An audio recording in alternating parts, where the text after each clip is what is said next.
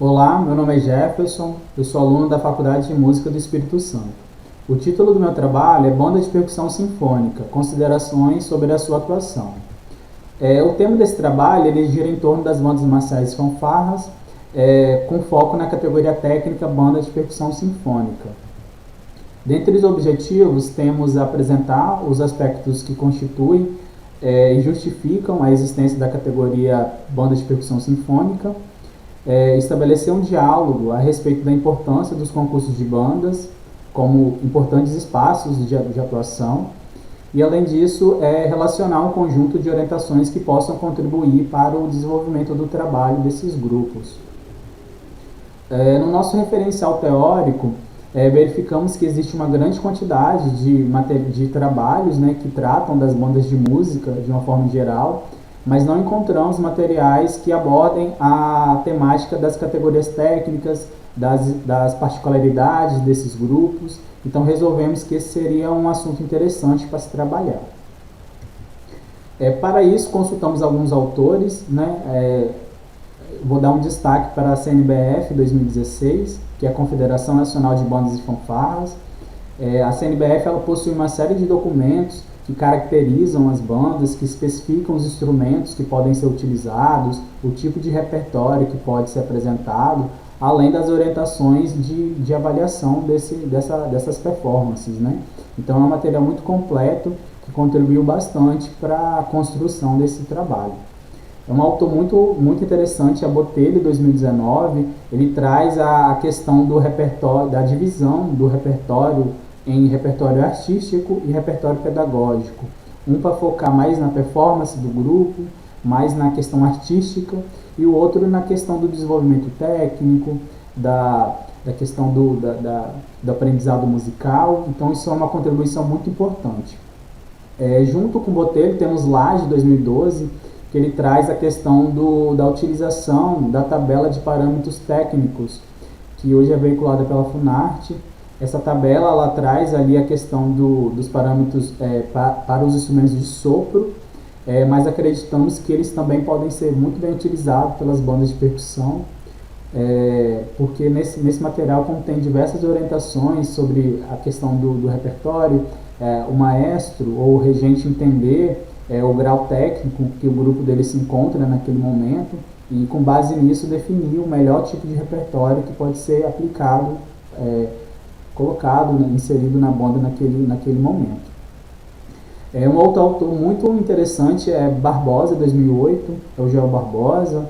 Esse autor ele tem uma série de trabalhos que tratam das bandas de música, um autor muito importante, e a contribuição dele para esse trabalho foi imprescindível pela questão que ele traz da perda de espaços que as bandas marciais estão passando nos últimos tempos, e com isso a gente entende, né, com base nessas observações de Barbosa, a gente compreende que realmente os concursos de bandas eles se mostram como importantes espaços de atuação, então eles devem ser incentivados, devem ser fomentados, porque são nesses locais que as bandas podem desenvolver seu trabalho de uma forma mais técnica, de uma forma mais organizada. São eventos próprios para esses grupos, então toda a logística é pensada para o trabalho dessas bandas. Então realmente são espaços essenciais para o desenvolvimento artístico e técnico do grupo.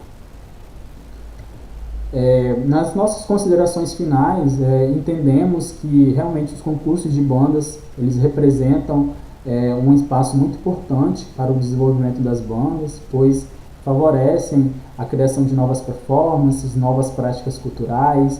Isso é muito importante porque também aproxima a sociedade do trabalho que é desenvolvido por esses grupos. O outro ponto muito interessante é a questão de aproximar, da necessidade de se aproximar essas bandas, esses grupos, dos compositores brasileiros, da academia, no sentido de buscar um repertório mais característico para as bandas de percussão. Porque hoje esses grupos eles utilizam um repertório adaptado, normalmente são obras escritas originalmente para a banda sinfônica. Então, nesse processo de adaptação para os instrumentos de percussão, muito conteúdo musical é perdido nesse processo e isso pode acarretar prejuízo à apresentação desses grupos. Então, essa aproximação seria muito interessante para o surgimento de repertórios mais característicos, com uma linguagem mais própria para os instrumentos de percussão e que valorizem a apresentação do grupo como um todo.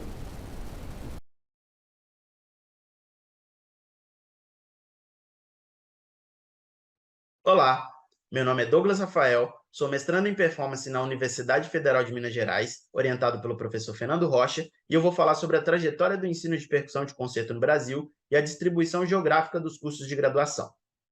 As transformações ocorridas na música de concerto ocidental, sobretudo a partir do final do século XIX, foram determinantes para o desenvolvimento da percussão, não só do ponto de vista artístico, mas também educacional, já que o aumento das exigências artísticas e técnicas das partes fizeram com que os instrumentistas que as tocavam tivessem que se aprimorar.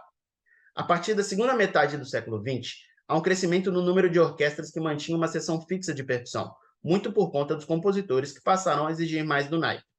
Preocupado com a qualidade dessas sessões, Berlioz defendia que deveriam existir classes especializadas em percussão em todos os conservatórios, de maneira que, futuramente, qualquer um que tocasse as partes de percussão fosse realmente um especialista.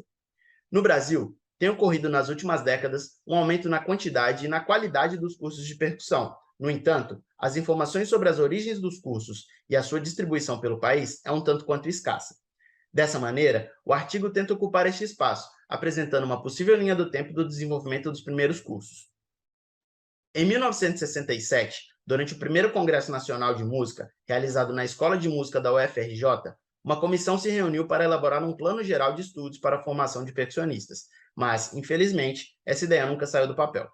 O primeiro curso de percussão surgiu 2 anos depois, na Escola Municipal de Música de São Paulo. Era um curso livre. No entanto, apesar de pioneiro, não era aprovado pelo Serviço de Fiscalização Artística, órgão que regulamentava escolas de música e conservatórios da época, fazendo dele um curso não oficial. O primeiro programa de percussão reconhecido legalmente no Brasil foi o curso de tímpanos, percussão e acessórios no Conservatório de Tatuí, no interior de São Paulo. Esse curso foi aprovado em 71. Também em 71, é criado o Departamento de Música da Escola de Comunicação e Artes da USP, que tinha como premissa que todos os alunos, sobretudo os de composição, deveriam fazer aulas de prática de conjunto com instrumentos de percussão. E Ernesto De Luca é convidado para ministrar as aulas. De Luca deu aulas por um curto período de tempo, dando lugar a Claude Stephanie em 74. Não é possível afirmar se de 71 a 74 o curso de percussão da USP já funcionava como bacharelado, ou se isso só veio acontecer com a chegada de Stefan. Mas as informações encontradas no trabalho de Eduardo Túlio, publicado em 2014, permitem assegurar que este foi o primeiro curso de bacharelado no país. Nas últimas 3 décadas, tem crescido bastante o número de instituições superiores de ensino que oferecem opção de graduação em percussão. Dessa forma, consideramos relevante realizar um mapeamento desses cursos, a fim de visualizar como eles se distribuem geograficamente pelo país. A busca foi feita estado por estado, com o objetivo de localizar as instituições que possuem um curso de graduação em percussão. Ao todo, foram identificados 22 cursos superiores com formação especializada em percussão de concerto, distribuídos pelas 5 regiões do país, sendo 2 na região norte, 4 no nordeste, 1 no centro-oeste, 12 na região sudeste e 3 na região sul. Do ponto de vista social, através deste levantamento, podemos perceber que o acesso ao ensino da percussão de concerto no Brasil ainda não parece ser totalmente democrático. Isso fica claro quando observamos que ainda não temos ao menos um curso por estado e que a região sudeste ainda concentra a maior parte dos cursos.